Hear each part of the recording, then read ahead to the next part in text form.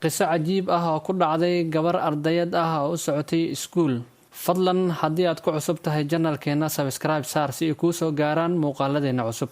Gabadhan ayaa aaday madraso gaar ah oo wax lagu baro gabdhaha.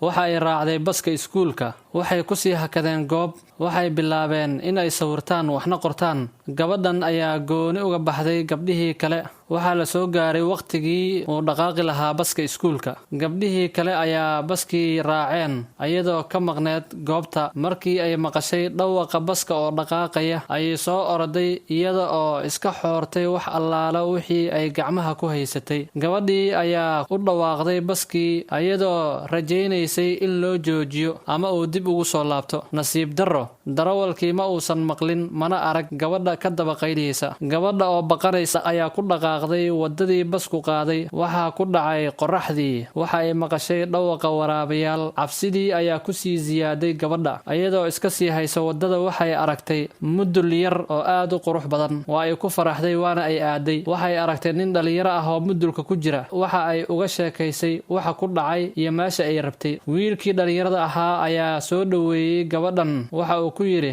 "Hagaag, walaashay qaali ah, soo dhawow. Marka waagu baryo waxaan ku geyn doonaa goobtii aad ka soo luntay si aad u hesho baskii ku geyn lahaa xaafadda. Sidaa darteed, maadaama ay tahay cawo, waxaad jiifanaysaa agteyda. Waxaad ku seexataa sariirteyda, anigana waxaan seexan doonaa dhulka." Gabadhan ayaa waxaa ku jirtay cabsi daran oo ku saabsaneed in ninkan dhalinyarada ah uu damaaciyo nafteeda. Balse waxay mar walba arkaysay ninkan oo akhrisanaya kitaab. Wuxuu aadayaa shumacii daarnaa. Faraha ayuu saarayaa. Waxaa ka gubanaya farihii. Waxa ay gabadhu u malaysay in ninkan uu yahay jin. Markii la gaaray subaxii, ninkii dhalinyarada ahaa ayaa waday gabadhii. Waxa uuna geeyay meeshii ay doonaysay. Gabadhii ayaa waxay aabaheed uga warantay qisadii dhex martay wiilkan dhalinyarada ah iyo iyada. Aabihii ayaa la yaabay. Waxa uuna go'aansaday in uu soo baaro wiilkan dhalinyarada ah waxa ku kallifay in uu gubo farihiisa. Aabihii ayaa u yimid wiilkii dhalinyarada ahaa meesha deganaa. Waxa uuna weydiiyey, "Maxaa ku dhacay farahaaga?"